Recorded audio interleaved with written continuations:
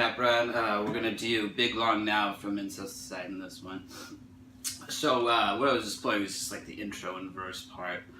So it's pretty simple.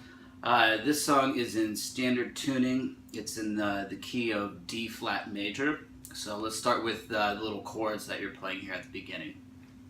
Okay, so the very first chord, I'll break down the frets.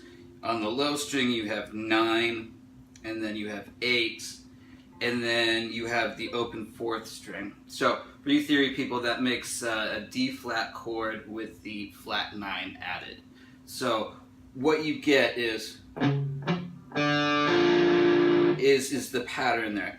So 2 palm muted notes on the lowest 2 strings, and then you're going to leave the 4th string open, so no palm muting as well, and then you're going to come back to the 5th string with no palm muting there. So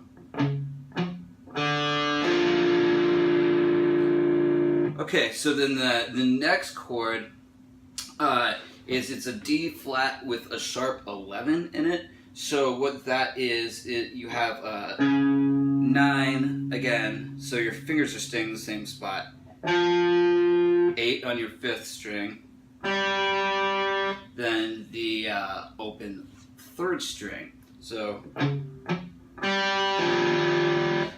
pretty much the same thing repeated, except for this time you're playing the open 3rd string instead of the 4th string. So putting all that together, you get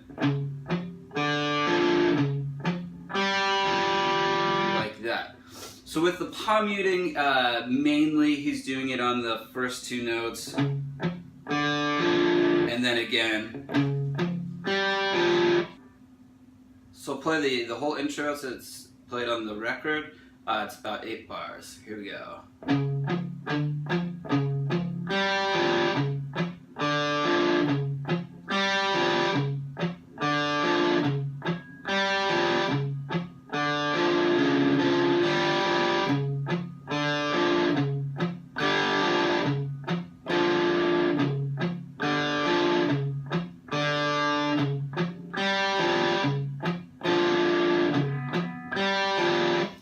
Alright, now we're to the verse. Pretty much played the same way.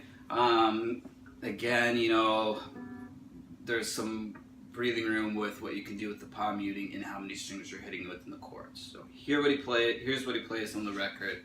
And instead of doing 8 measures, this is only 6 measures here. So here we go.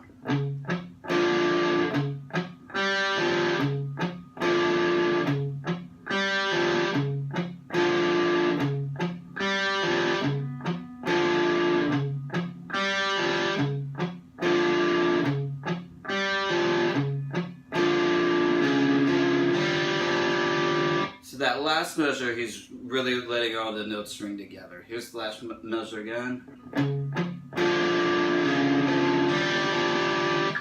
Alright, so now we're up to like this little, I guess I'm going to call it an interlude part. That's just kind of like a little in-between piece that connects verses. So this piece, we're going to start with a B flat 5 power chord. And what we're going to do is leave the 3rd string open. So that'll just be an open G note. So the arpeggio that we're doing is the 5th string, 4th string, 3rd string, and then 4th string. So after you play the open 3rd string, you're going to lift up your 3rd finger so that that string is open. So, sorry, I'll do that again. That's how that should sound. Okay, so you're going to do that twice. And then the bass note changes to an open A. So, and then an A flat. And you want to keep all of this ringing. So all together you get.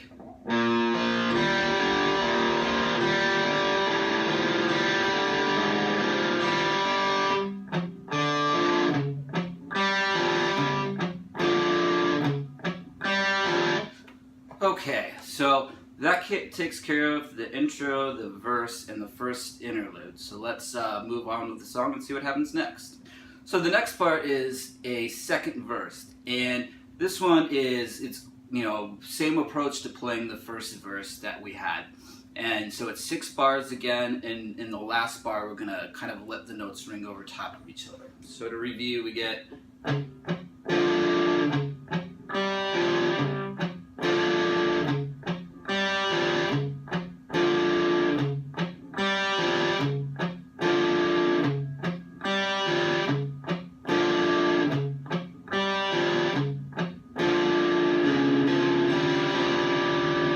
Okay, now we're going to have another interlude. This time is a little bit different though, so I'll play it how it goes. We get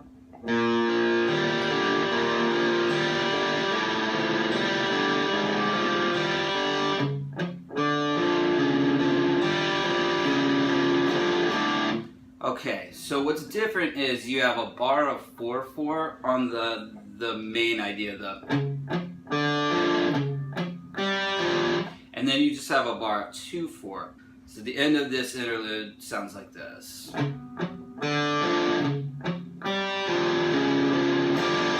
And then you're to the chorus, which is this. That part. Alright, so for the chorus, I'll break down the chords for you, and then we'll get into the details. So the first 2 chords are a D5, going to a D flat 5, and these are 3-string power chords, so 5 and 7, and 4 and 6 there. And the rhythm we're going to do is 1 and 2 and. So that's the first bit, 1 and 2 and 3. So another strum on beat 4. Then we have a tie that goes over the bar line, so it's tied to the first 8th note of the first measure, and then we're just going to keep strumming. So we have 1, 2, 3. Alright, so that's the first 2 bars. And then the bar 3 is the same as the first bar of the chorus. Alright, the next measure we're going to use our D flat 5 again, B5, and then a G. So this part goes. Alright, so let me do those full first 4 bars. We have.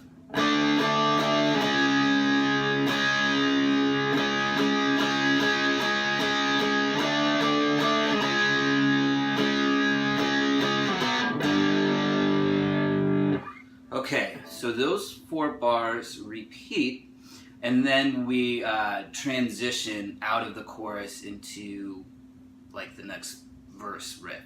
So I'll play and explain how that goes. So what happens is we have 2 more times through the 4-bar idea that is this.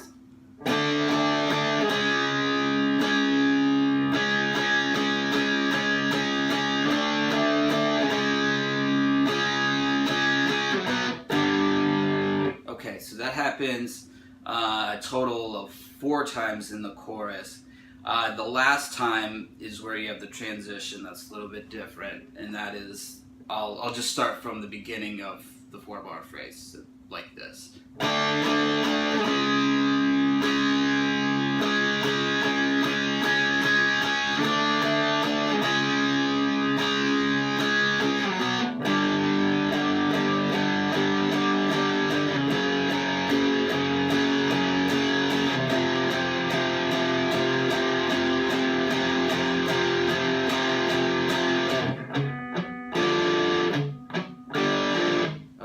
Back to that part.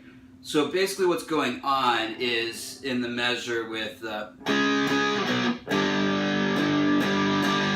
we're filling in the end of that bar with some 8th notes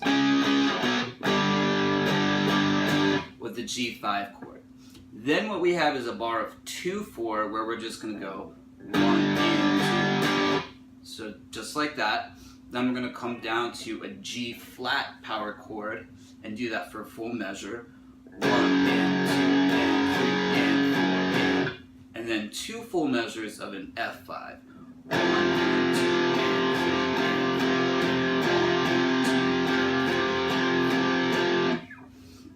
Okay, so before the vocals come in, you're going to have like the main idea, which is a 1-bar phrase, played twice, and then you're going to have the third verse, which is like the last 2 verses, a 6-bar thing, and like the other verses, on the last time you're going to go.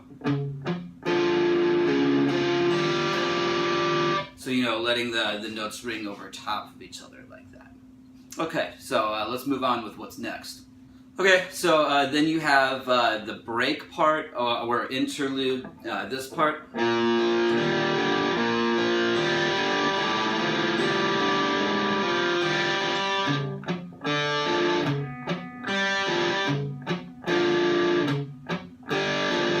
Okay, then you have verse 4, again 6 bars, and then you have the interlude, and then this is the interlude where you have the bar of 2/4 at the end, so like this.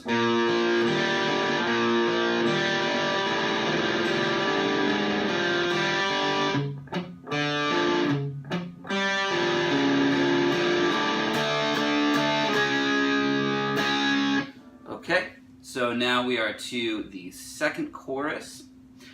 So I'll talk about that a little bit. Pretty much the same as the first though.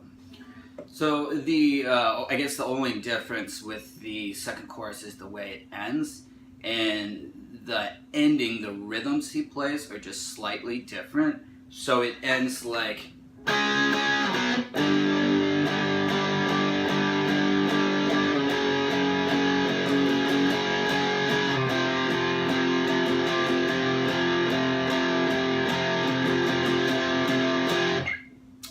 So those chords there have some 16th notes added in. And I'll count out the rhythm for you. You have 1 and 2 and a 3 and 4 and. Same thing with the F5. 1 and 2 and a 3 and 4. And then that repeats for another measure.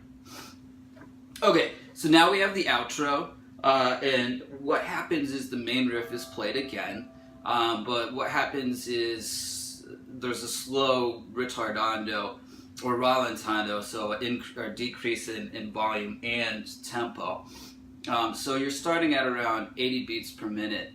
That's the tempo of the song, give or take, and then you're kind of going down to about somewhere in low to mid 60s. So something like this.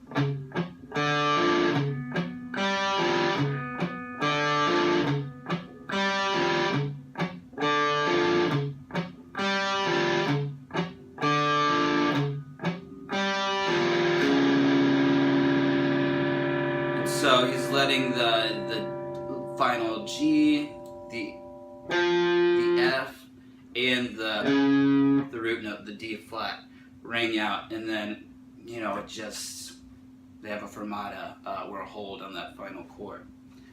So that is It's Big Long Now. If you're playing along with it, just be aware of where the little 2/4 bars come in, and make sure you're counting along with that. Otherwise, it's a pretty easy song like the rest of them. But anyway, I transcribed it, so if you want the tabs, PDF, and guitar profile versions of this song, just shoot me an email. My email is at the top of my YouTube page, and please subscribe too. There's plenty more lessons coming from both Incesticide, Bleach, and some more rare Nirvana songs. So stick around.